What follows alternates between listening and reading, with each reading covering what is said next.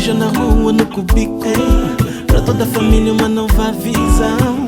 100.5, nova sintonia tá contigo. Seja na rua, no cubico, pra toda a família uma nova visão. Sintoniza a Rádio Urbana, 100.5. Sintoniza a Rádio Urbana,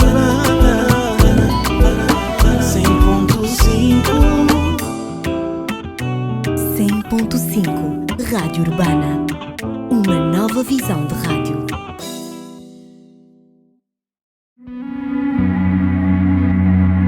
Senhoras e senhores, está a começar o programa Ciência Aberta na Rádio Urbana, o único programa de divulgação científica de Angola. Meus caros ouvintes e telenautas, bom, ainda pelo que sabemos das últimas notícias, continuamos a ser o único programa de divulgação científica de Angola. E com essa grande responsabilidade, estamos cá hoje. Eu queria começar primeiro por pedir as nossas desculpas. Nós tivemos, os dois últimos programas, tivemos algumas dificuldades técnicas que só conseguimos superar esta semana. Então, por isso, provavelmente, aqueles que nos acompanham devem ter sentido a nossa falta. E hoje estamos de volta e nós trouxemos surpresa. Temos cá conosco uma preciosidade. Professor Pedro Kapumba. Muito boa tarde, doutor. Não seja por isso. Como sempre, do outro lado está conosco o Luquênio a apoiar-nos tecnicamente. Muito boa tarde, Luquênio. Como vocês podem ver, também para evitar a monotonia, mudamos de estúdio. Hoje estamos em um lugar diferente. E vamos ver se conseguimos explorar um pouco melhor, explorar o melhor que pudermos essa sala. Então, eu vou começar mais uma vez por cumprimentar o professor Pedro Kapumba e vou pedir que faça algo que sempre pedimos a todos os nossos convidados, que se apresente, por favor. Ok, eu sou um cidadão comum, Pedro Almeida Kapumba. Quero antes agradecer o facto de ter sido convidado para chegar aqui ao vosso espaço aprazível, para emprestar provavelmente um bocadinho daquilo que é a minha caminhada. Mas sou professor de História, particularmente licenciado em História pelo ICET de Luanda, e na licenciatura, não sei se posso continuar. Claro, doutor, é o seu momento, por favor, fique à vontade. Na licenciatura nós nos preocupamos com os problemas ligados às guerras depois das independências. Era um aspecto bastante estranho, que a África e os países que nos anos 60 se tornaram independentes pudessem enveredar por uma série de conflitos, alguns tribais, raciais, culturais, religiosos, etc. Muito estranho quando, efetivamente, as pessoas, pelo menos aqueles que foram os autores do processo da reivindicação para as independências, se tivessem envolvido efetivamente nessas rixas, nessas guerras que, em certos casos, mataram mais que nas próprias lutas com o colonizador. E o nosso caso é praticamente paradigmático, e infelizmente. Depois, isso, depois de ter vindo, naturalmente, para chegar à licenciatura foi uma caminhada muito dura. Eu, no AMBO, não consegui, ou seja, em 73 acabei o meu curso de formação de professor de posto na escola Teófilo Duarte, bem antes daquela escola, e eu comecei a trabalhar precisamente, creio que é 17 de setembro de 1973. Terminado o curso em julho, e espalhámos-nos pelo país. Uma coisa interessante que eu devo referir em relação àquela escola, e talvez isso esteja a contribuir para que, felizmente, Angola não tenha os problemas tribais e raciais, porque o colono também soube colocar-nos de cabendo com em determinados espaços, e aquela escola também contribuiu para isso. Já vão lá estudantes de Cabinda ao Cunene, do leste ao Atlântico, e forjou efetivamente uma pleiade de professores que asseguraram uma formação dos angolanos até a independência. E posto isso, depois dessa caminhada e na licenciatura, felizmente, fomos daqueles estudantes pobres, mas engajados, com o conhecimento de que se a gente não se engajar, não estudar, continuaremos sempre de mãos estendidas. É verdade que não temos os braços agora nos bolsos, mas é necessário mesmo estudar. Aqui eu sou mesmo um produto de sofrimento. Eu devo dizer aqui, já que a experiência é um pouco isso, devo dizer que a minha vida eu comecei como engraxador. Engraxador do patrão. Como patrão, era um jovem branco, em 1966, 67. Depois a vender pipoca nas escolas, por aí, sobretudo em períodos de férias. Ficamos depois a trabalhar numa salsicharia, alguns do âmbito se lembram da salsicharia UTA, no São João. Efetivamente é um passado difícil, mas interessante. Foi precisamente isso que nos construiu para que nós hoje insistamos com os nossos estudantes, os nossos filhos, netos, etc., para que não pense sempre em favores, que as pessoas têm que ir à luta, têm que fazer muita coisa a partir de si próprios para construir efetivamente o seu amanhã. E depois, voltando a essa licenciatura, feita a licenciatura, felizmente, e dizia que fomos aqueles estudantes engajados, conhecedores do que quanto isso custa, e fomos solicitados para que fôssemos monitores no I7. E ali, em 2000, começamos a nossa atividade de docência universitária. Mas antes de avançar para a docência universitária, uma pergunta para provocá-lo, professor Kapumba. Será que o professor sente, porque enquanto foi falando, eu fui também tentando fazer algumas correlações com a história do país. E aí eu pergunto, será que sente que, primeiro como pessoa, que a sua história pessoal se entrelaça muito com a história do país? Por exemplo, o doutor esteve presente em eventos históricos, esses que nós mais jovens conhecemos pelos livros, ou não necessariamente? Bom, de certo modo está relacionado. Repare que enquanto estudamos no magistério, nessa escola Teófilo Duarte, o nosso propósito era sermos professores, tal como os nossos professores foram, porque é preciso dizer que no período colonial, aos negros, sobretudo nós, das aldeias, a expectativa na vida era para nos equipararmos aos mais velhos, sobretudo aqueles mais velhos que estavam relativamente bem posicionados. Sim. E então isso tudo tem a ver com a forma como o processo da educação foi conduzido pelo sistema colonial.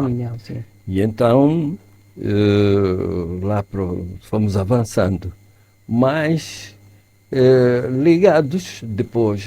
Repara que por acaso foi nesse período que cresceu o nosso maior conhecimento do que de facto nos anos 60, em 1960 tinha acontecido, porque os pais, ou seja, o país, na zona norte particularmente, tinha enveredado por uma luta armada.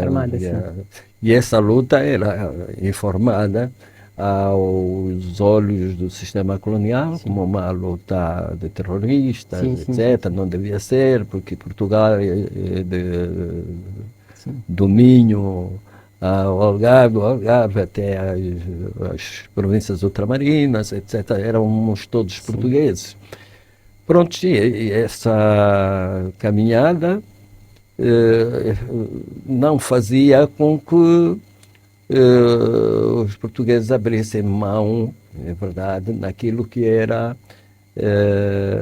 a utilização dos africanos em particular nos trabalhos mais servis. Okay.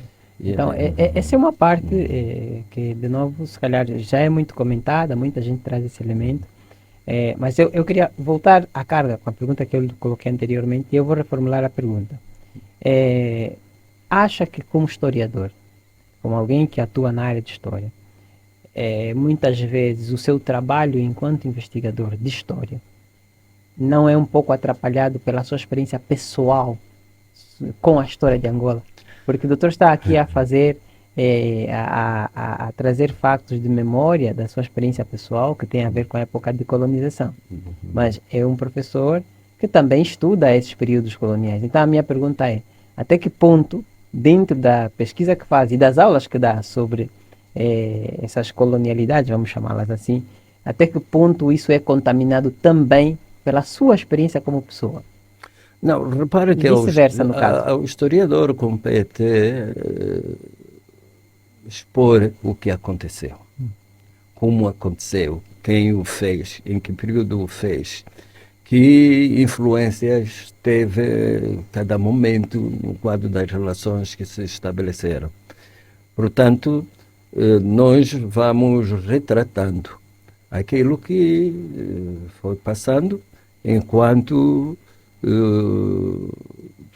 havendo o sistema colonial, a ação dos africanos e depois, a posterior, depois das independências. De fato, o nosso trabalho é influenciado, ou seja, aquilo que nós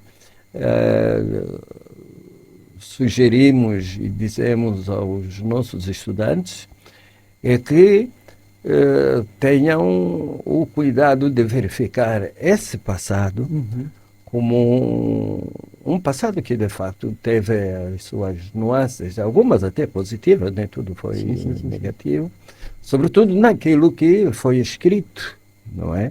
Sobre a nossa angolanidade, sobre a nossa Angola, sobre a nossa África, e o cuidado de verificar que há certas coisas que nós devemos reparar, devemos corrigir, devemos ter o cuidado de as colocar numa perspectiva nossa. Efetivamente, há muita distorção sobre muitas coisas, não é? Sobretudo, olhando, por exemplo, o nosso quadro mesmo, o nosso quadro da luta de libertação, não é? Onde temos um Portugal em 3 frentes, não é?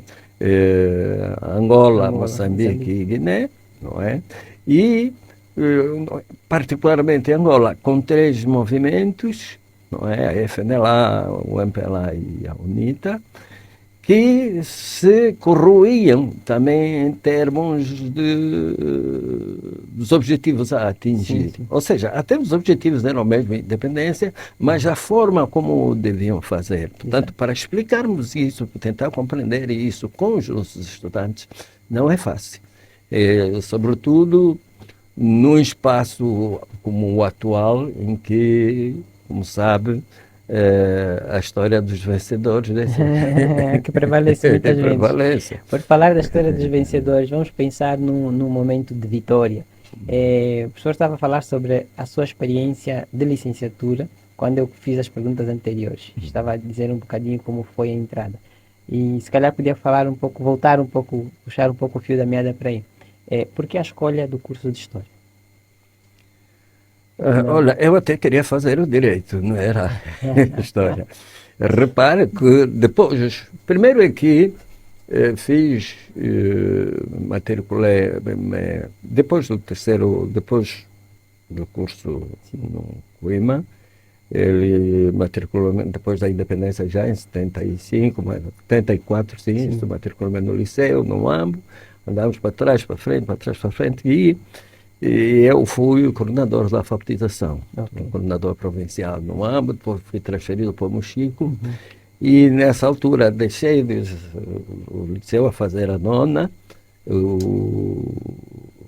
depois o Mochico não tinha ainda a nona classe, só tinha até a 8ª classe, não consegui continuar, depois vim para Luanda, em Luanda matriculei-me no Iné Garcia Neto, também não terminei, fui para o Zaire, e no Zaire, um ano depois, instaurou-se o ensino médio. Fiz aí até a 10ª classe, e o curso de História, não havia muita escolha. História, pronto, era uma oportunidade.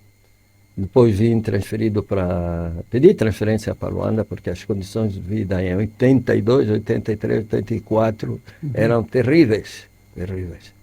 E sobretudo alimentares. E por aí fora. E então, depois continuei, a 11ª, 12ª acabei, e era o período dos encaminhamentos. Fiquei 7 anos na prateleira de encaminhamento. Na altura, a alfabetização dependia do Comitê Central do MPLA. O presidente da comissão era o coordenador Mas secretário. Esse encaminhamento para entrar para a universidade, é isso? Não, o encaminhamento era um sistema implantado que as pessoas iam de acordo com os interesses do partido, onde deviam ser encaminhados, etc. Mas, na altura, eu fiz efetivamente 7 anos à espera e lutei para fazer o direito, muito mesmo lutei. Infelizmente não consegui, mas também, felizmente, tenho estado aqui nesta frente. E mudou imediatamente para a História? Foi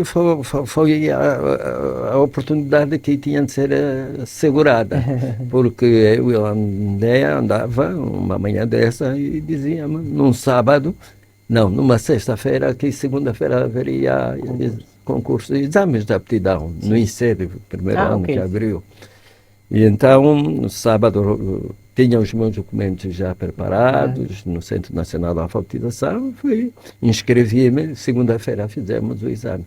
Não imagina a alegria que eu tive para entrar na universidade. Tal como hoje acontece, as pessoas que passam por uma série de dificuldades na vida. Entrar na universidade, efetivamente, é uma oportunidade que, apesar de que não tenha havido uma resposta muito positiva, digamos, em termos da satisfação dos interesses mais gerais das pessoas, a partir do saber, a partir do nível acadêmico, mas é sempre uma oportunidade salutar. Eu só não dei festa porque não tinha dinheiro.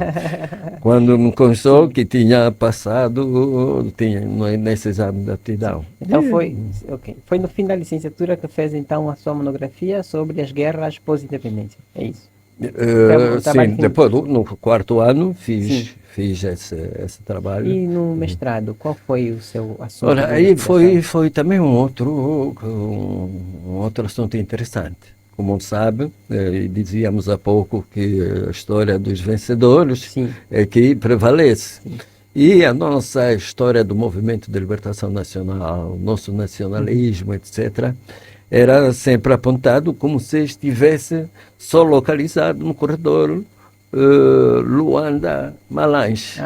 Perfeito. O resto da periferia não foram mencionados, não foram revolucionários, não lutaram, não foram colaboradores dos colonizadores, etc. Portanto, não houve essa participação. Os únicos vencedores, os únicos nacionalistas eram desse corredor. Bom, é preciso corrigir isso, porque a nossa luta desde os tempos de então, no quadro das relações com os portugueses, nas distintas épocas, houve sempre contestação. Vamos no Congo, vamos no Ndongo, vamos no leste, vamos no Bailundo, vamos, enfim, no Cunene. Houve sempre figuras que se opuseram na sua época contra o sistema colonial, contra a escravatura, etc, etc. É verdade, nas suas épocas. Mas, chegados a essa época, era necessário desconstruir isso. Era necessário dizer-se aos fazedores da tal história da luta da libertação que houve, sim, outros espaços onde até provavelmente a luta foi mais difícil do que aquela que aqui se identificou.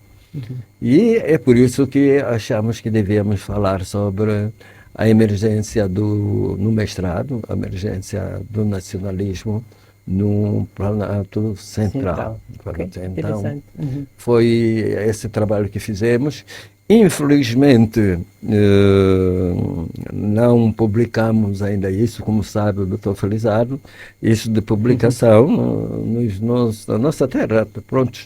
Para além de ser um espaço ainda a construir, tendo em conta os constrangimentos à volta disso, financiamentos, etc, etc. Mas eu tenho me engajado também nos últimos tempos para melhorar precisamente o seu conteúdo, no sentido de fazer com que mais subsídios possam ser acrescidos na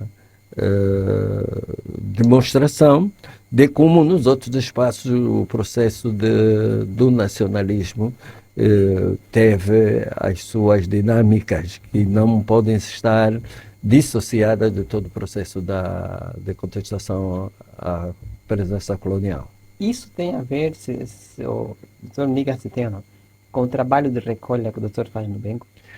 Não tem. E devo dizer que o trabalho de recolha tem sido uma beleza. Então, quer dizer, temos-lo feito com o engajamento dos estudantes, dos professores de história e outros que não, mas é um trabalho gratificante, no sentido de que o que temos estado a procurar é saber precisamente as dinâmicas do processo da história da província do Bengo. É preciso lembrar que, de facto, já há trabalhos, sobretudo da licenciatura, muita informação sobre o Bengo, quer do ponto de vista de história, da antropologia, não há sobre a arqueologia, é verdade, de trabalhos da resistência à ocupação colonial, a questão dos dembos. Aliás, temos o trabalho do Dr. Bambi, que é sobre a resistência nos dembos. Temos, enfim, uma série de informações que quem quiser estudar sobre o Bengo pode ir até a Escola Superior Pedagógica. Na área de história temos aí muita informação. Sim, e outro aspecto que nós queríamos, precisamente, nós podemos aqui partilhar, é a história, por exemplo, da periferia da cidade de Cachito, aqueles bairros, na sua periferia, como surgiram, com quem surgiram, quando, impactos, etc, etc. Tudo isso, felizmente, algumas coisas escrevemos com os estudantes e temos estado a publicar isso no Jornal Cultura, mas também é um outro espaço que precisa de ser melhorado, e nesse aspecto a doutora Seita está de mãos abertas. É a questão do museu, do memorial que está no Bengo, precisa de ser enriquecido. Eu lembro-me de um texto, que inclusive até me tinha sido mesmo passado pelo doutor, em que era resultado de um levantamento que tinha sido feito, acho que pelos alunos, não me lembro, mas pronto, de qualquer forma com orientação do professor, que era sobre um bairro do Bengo. E a minha pergunta para si é: qual é a importância histórica, primeiro, qual seria a importância também social e até estratégica desses levantamentos? histórico? Olha, é precisamente para sabermos quem somos, onde saímos, como estamos e onde vamos. Então conseguiu descobrir quem somos. E ali quem somos, repare que alguns de nós provavelmente não sabem os seus bisavós, Sim, nomes, sua ascendência, sim. sua ascendência, não sabem. E devo lhe dizer que com os nossos estudantes temos feito esse trabalho. Neste momento, precisamente, os estudantes do 4º ano estão a fazer um trabalho que vai servir para avaliação da sua ascendência. Sim. Né? Quem são os seus pais, os seus avós, os seus bisavós, etc, etc. Portanto, fazer um pouco dessa história nos parece muito importante. Exato.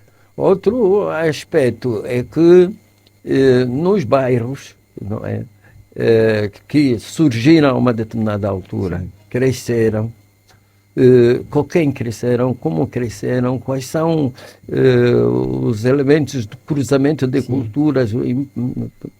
Por exemplo, vamos encontrar um aspecto muito interessante que é que é ligado ao alambamento, por exemplo.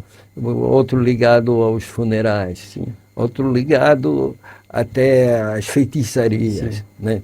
Todo esse movimento é extremamente importante. Mas eu queria dizer que no Bengo, o espaço em que os portugueses se viram com maiores dificuldades nos 3 espaços de luta que realizava, né? Como lhe disse, Angola, Moçambique e a Guiné-Bissau.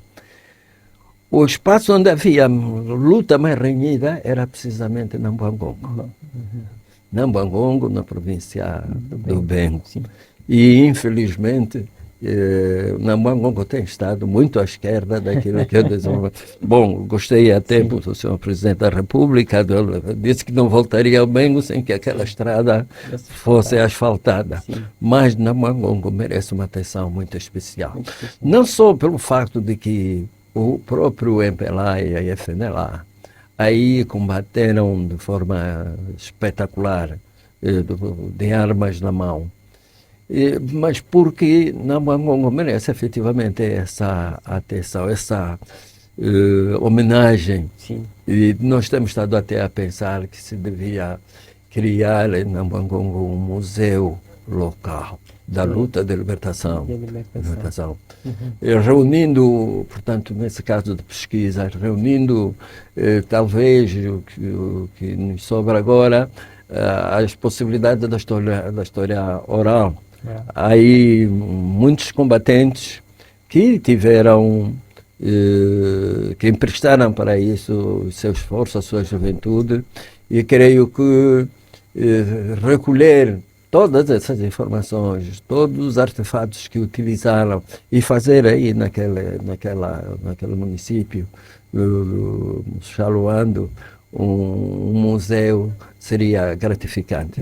Vamos ver se conseguimos, no quadro da elaboração da história do Bengo, chegar às sensibilidades de quem é de direito. Nesse caso, não era mais fácil, por exemplo, reabilitar o museu da Tentativa, que é um museu que existe lá, do que passar já para um novo museu sem ter ainda resolvido os problemas do museu que já existe nesse momento? Não, o museu do Nambangongo é pela sua especificidade. Que eu há pouco referi, sim, que é o facto de ser o maior bastião da luta de libertação nos 3 países africanos. Foi ali onde os portugueses se perderam. Depois do Val do Pemba,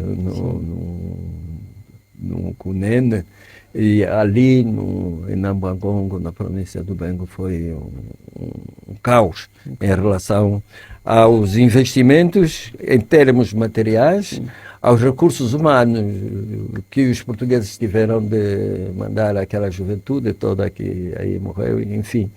E os próprios angolanos que também, incluídos no exército português, aí lutaram. Eu lhe dizia há pouco tempo que uma das razões pelas quais, felizmente, Angola não tem problemas tribais, etc., foi também essa questão do exército. O exército jovens, 18, 19 anos, e, portanto, na vida militar, foram para distintos espaços. Sim. E estiveram com vários conterrâneos do país, não é? Das distintas províncias, cruzaram informações, inclusive fizeram-se casamentos nesse espaço, alguns até ficaram por lá até hoje, etc. Portanto, creio que, Dr. Felizardo, a província de Bengo, daquilo que foi o seu desempenho no processo da luta de libertação, e vamos lembrar aqui o caso que foi depois das resistências vencidas em 1927 nos Dembos, que se configurou o espaço do território de Angola de hoje. Ok. Não é? E a partir daí os portugueses, vencidas essas resistências, estruturaram as suas políticas coloniais, do ponto de vista econômico, cultural, etc, etc. E, portanto, o Bengo tem muita coisa a dizer. Oxalá possamos continuar a escrever sobre isso e possamos encontrar forma de vir publicar aquele trabalho que, em termos de licenciatura, os estudantes estão a fazer. Muitos deles, olha, há pouco houve também alguns mestrados que foram feitos com assuntos ligados à província do Bengo. Isso é reconfortante. Exato. Eu imagino que sim, doutor. Mas eu vou sempre insistir na vertente da pesquisa e, se calhar, também na vertente da própria universidade. Então eu queria voltar aqui para um outro trabalho também que eu me lembro, doutor, temos conversado a respeito, que é um mapeamento que fizeram das zonas turísticas. E por que eu coloco essa questão, e já vou explicar o que eu gostaria que o professor falasse, porque o professor falou há pouco tempo de economia. Então a minha questão também prende-se com isso. Pensarmos como é que, afinal, um curso de História, que até um curso de História numa questão de formação de professores, mas ainda assim pode servir para iniciativas tão importantes quanto essa, que é, por exemplo, essa iniciativa desse mapeamento. Então, eu primeiro queria dizer o que foi isso, esse mapeamento das zonas turísticas, o que foi, quem fez, era uma organização nacional ou estrangeira, e qual, se o doutor se lembra, e, mais importante, por menos para essa fase, quero saber qual foi a participação como pesquisador nesse processo desse levantamento. Olha, eu até agradeço que levante essa questão pelo fato de que, de fato, se fez um trabalho que não continuou. Mas também devo lhe dizer já em primeira mão que retrabalhamos outra vez nesse projeto, anteprojeto, e que, por acaso, tem a nossa presença enquanto, digamos, amantes de história, mas é um trabalho de identificação de locais turísticos e de história da província do Bengo. Trabalhou nisso a pessoa que vos fala, o professor Bettencourt, José Bettencourt, hoje está emprestado na Faculdade de Turismo e Hotelaria, Quilamba, e reestruturamos esse projeto. É extremamente interessante. E nós estamos nisso porque teremos, no quadro do mapeamento, do levantamento dos espaços turísticos, aliás, sabe que o turismo é outro monstro, num bom sentido, para dar oportunidade ao trabalho, oportunidade de investimentos, etc. Então, o Bengo, nas distintas áreas do seu território, tem vários espaços turísticos, quer seja nas lagoas, quer seja nos espaços que as populações construíram, tanto as suas perspectivas de organização econômica, a pescaria, etc. Portanto, é um trabalho que, a ser levado a efeito, trará algumas vantagens. Infelizmente. Ou seja, neste momento estamos a trabalhar com a direção da turismo e juventude e desportos, para ver se esse projeto vai para adiante. Sim. Mas estão engajados também alguns estudantes de História, precisamente pela dimensão que os espaços requerem quanto ao seu conhecimento na perspectiva de desenvolvimento da realidade cultural, histórica e econômica da província. Temos, por exemplo, o aspecto florestal da questão dos rios, a questão mesmo essas das resistências. Sim. Nós temos, por exemplo, em Kazuangongo, alguns na Fazenda Maravilha, onde no período colonial aterravam aviões. E está lá um monstro de 20 e tal, acho que são 32 quartos, que eram hotéis, etc. Sim. Ele está no meio do mato. São, portanto, perspectivas que se podem identificar no sentido de reabilitar ou fazer qualquer coisa nesse aspecto. Sobretudo porque há uma floresta espetacular nessa região, e fazendo até caminhadas, etc. Do ponto de vista turístico, oxalá haja recursos. O problema desagua sempre ali.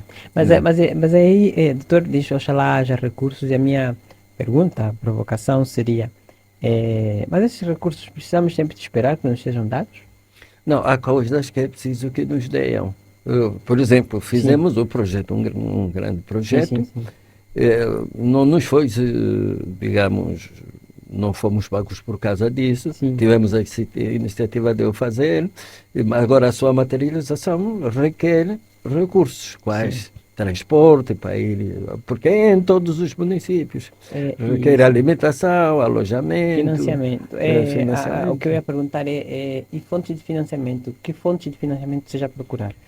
Bom, neste momento só estamos a contar com o governo. Ok. Se a direção da cultura tiver possibilidade de fazer andar isso, vai andar. Há pessoas disponíveis. Sim.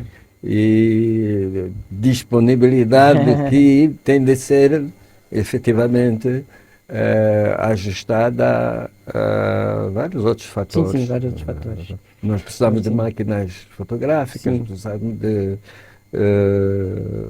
gravadores, precisamos, enfim, de computadores.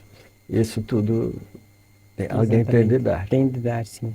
Prontos, já indo quase para a reta final, eu gostaria ainda de perguntar ao doutor, o doutor faz pesquisa, e ali, se calhar, antes de fazer a pergunta, eu vou colocar um pouco isso também para os nossos ouvintes, que uma das razões para termos convidado o doutor Kapumba é o facto de, primeiro, estar na área de história, e segundo, trabalhar muito com a recolha oral. E isso é fundamental quando nós queremos pensar em uma ciência angolana. Por quê? Porque as formas como nós fazemos a ciência também devem estar de alguma maneira sintonizadas com a cultura. E se a nossa cultura ela não é apenas oral, mas ela tem um grande peso, a oralidade tem um grande peso na nossa cultura. Os registros orais, mais do que os registros escritos, em alguns lugares, inclusive, são os únicos registros que existem. Então, a minha pergunta para o doutor na sua pesquisa, no seu trabalho de pesquisa, que abordagem tem em relação a essas pesquisas, a essa coleta de coisas que são às vezes informações baseadas na oralidade e que vocês sabem que em algum momento vão desaparecer? Bom, a nossa luta é mesmo esta, para que não desapareçam. Bom, é preciso dizer que os nossos estudantes têm sido informados disso, que há pouca coisa escrita Sobretudo, eu refiro-me bem que é o espaço que neste momento temos estado a calcorrear em termos das fontes, mesmo a partir das fontes Exato. orais. Não temos muita informação escrita. Rádio Urbana. Essa é a oportunidade que nós temos, com os estudantes, Sim, de escrever algo sobre nós mesmos. exato. Nós mesmos. É verdade que há algumas informações soltas, avulsas, acerca dos povos que se movimentaram para ali, estiveram com isso, com aquilo, mas escritas pelos outros. Sim. Os outros precisam de ser reinterpretadas, essas fontes, algumas vezes podem não corresponder à nossa dimensão cultural, etc, etc. E, nesse aspecto, tem havido esse engajamento para que essas fontes possam efetivamente ser escritas. E estamos a escrevê-las. Nós temos, creio que temos 40 e tal temas, se não um pouco mais, escritos sobre o Bengo. Sobre a história. Isso faz parte da história do Bengo. Só falta enfim, fazer a compilação desse trabalho e já solicitamos pessoas, os estudantes, aqueles que estão desempregados, infelizmente, licenciados, estão desempregados, que podiam fazer isso, mas isso requer também outros compromissos. Mas, doutor Felizardo, eu creio que naquilo que tem sido a nossa experiência, essa recolha de fontes orais da província do Bengo, oxalá possa ser copiada nas outras províncias. Porque, repare, por exemplo, há estudantes a quem nós solicitamos que fizeram história, nesse quadro de concursos públicos, foram colocados em distintas partes de Angola. Alguns estão no Bié, no Ambo, no Uíge, no Kwanza Sul, etc. E nós estamos em contato com eles no sentido de escreverem alguma coisa sobre as localidades onde estão. Fazer a história daqueles locais, a partir das fontes orais, registarem, conversarem com as pessoas, os velhos, as velhas, que estejam com as crianças nas costas a venderem ginguba. São precisamente essas pessoas que carregam um rol de informação, infinitas informações sobre o passado desses espaços. E é isso que temos estado a procurar fazer. Bom, doutor, eu vou lhe fazer uma pergunta que costuma ser a nossa última pergunta, e hoje não vai ser necessariamente diferente, que como é que o doutor acha que o seu trabalho, esse trabalho de pesquisa que faz, esse trabalho de recolha que faz, inclusive com a participação dos alunos, como é que acha que esse trabalho pode melhorar as condições de vida no nosso país? Isso, creio que melhorar as condições de vida no nosso país passa pela importância que se deve dar à educação e ensino. E, infelizmente, não temos visto muito engajamento de quem de direito em relação à importância que se deve dar à educação e ensino. Porque só a partir daí, quando a educação tiver um espaço digno de realce no quadro da sua implementação, na formação de quadros em distintos níveis, etc, etc. Enfim, há dias fiquei agradado quando vi um post, até foi na rede social, uma senhora, portanto, é posto, não deixa de ser isso, e uma série de figuras, professores, advogados, médicos, etc. Olha, aquela senhora foi nossa professora. É interessante. E é precisamente essa a nossa perspectiva, de que possamos dar a nossa contribuição, não é? Para que a vida dos angolanos de Cabinda Cunene possa melhorar.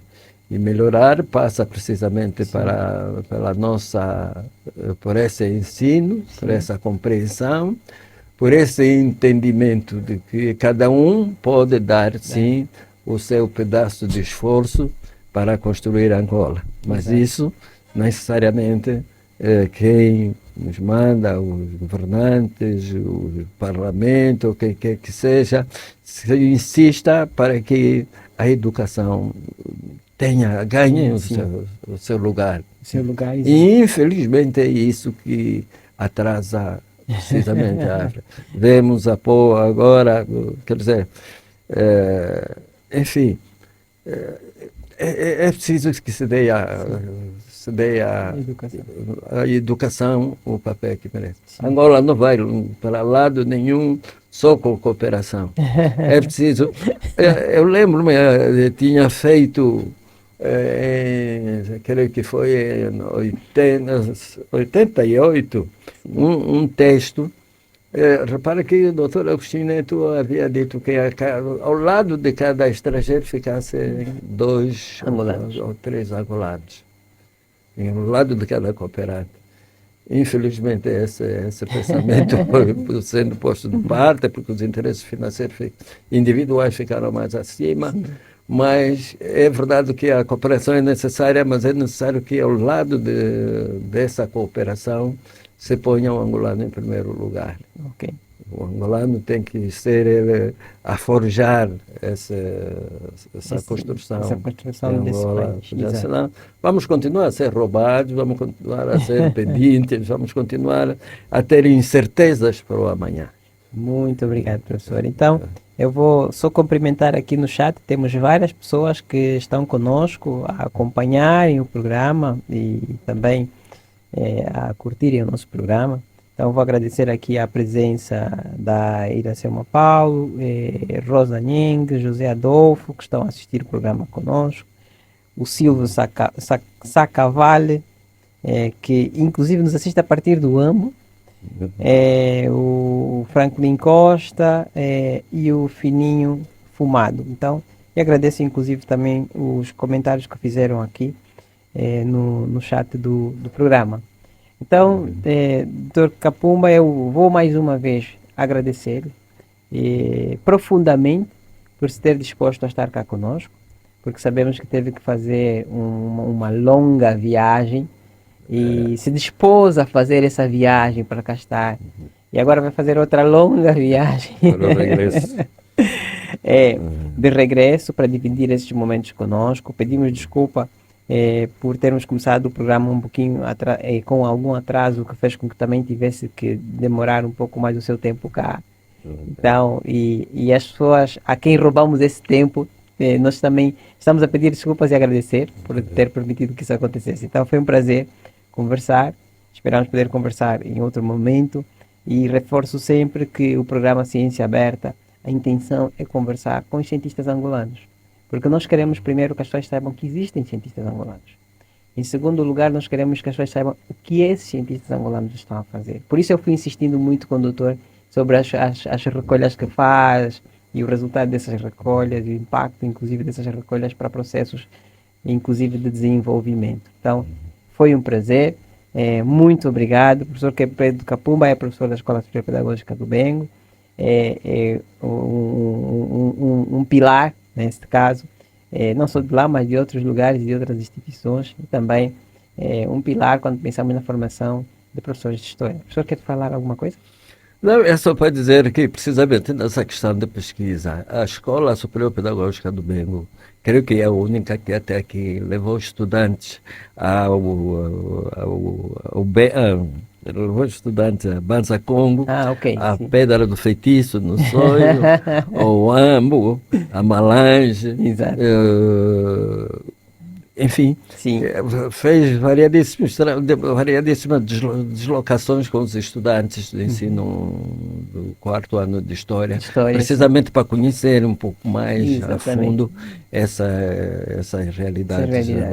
Foi gratificante e tem sido gratificante trabalhar com aquelas pessoas. Exato. Eu quero agradecer também mais uma vez o convite que nos fizeram e para dizer, disponham.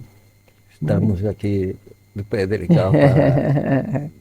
Muito obrigado, doutor. E há uma última pessoa que fez aqui uma curtida, o João Francisco Cardoso, Muito boa tarde, muito obrigado pela sua presença, muito obrigado pela sua participação e a todos os outros também. Até a próxima, até o próximo Ciência Aberta.